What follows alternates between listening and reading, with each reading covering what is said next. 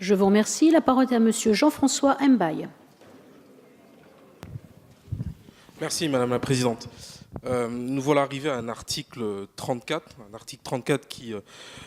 qui est dans ce texte et qui nous propose effectivement, en tout cas notre collègue Reda l'a si bien rappelé en début de ses propos, effectivement c'est un instrument qui est assez séduisant, qui est assez inédit et qui est dérogatoire au droit commun que ce bail mobilité.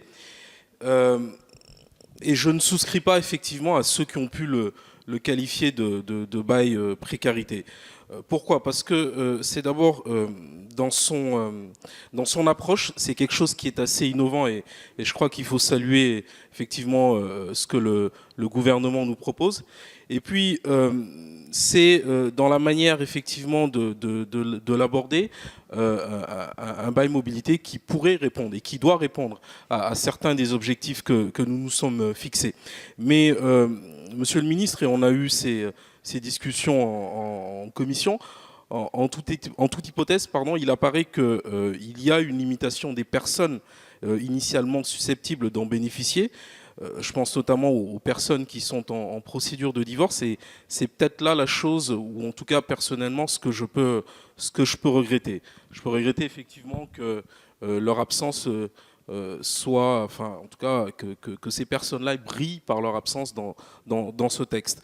Mais je vais vous expliquer pourquoi. Parce que je considère plutôt que la mobilité est quelque chose d'assez protéiforme, hein. Elle peut être le fruit ou le choix d'une personne déterminée. Elle peut aussi être une contrainte. Et mon collègue Reda, je crois, a commencé à l'aborder avec les personnes isolées. Ça peut être une contrainte. Et je pense que d'une branche à l'autre de l'alternative, il n'y a pas de diminution du besoin de mobilité, ni même des garde-fous d'ailleurs qui sont prévus par ce texte. Donc je pense que, Monsieur le Ministre, vous avez là un dispositif qui est innovant et j'espère en tout cas qu'il arrivera à convaincre les susceptibles ou ceux qui ont pu considérer que c'était un bail précarité. Et une fois qu'il aura démontré la pertinence de son utilité, peut-être qu'on pourra engager la réflexion de savoir si on l'ouvre ou pas. En tout cas, sachez que nous y sommes et j'y suis très attaché. Merci. Je vous remercie.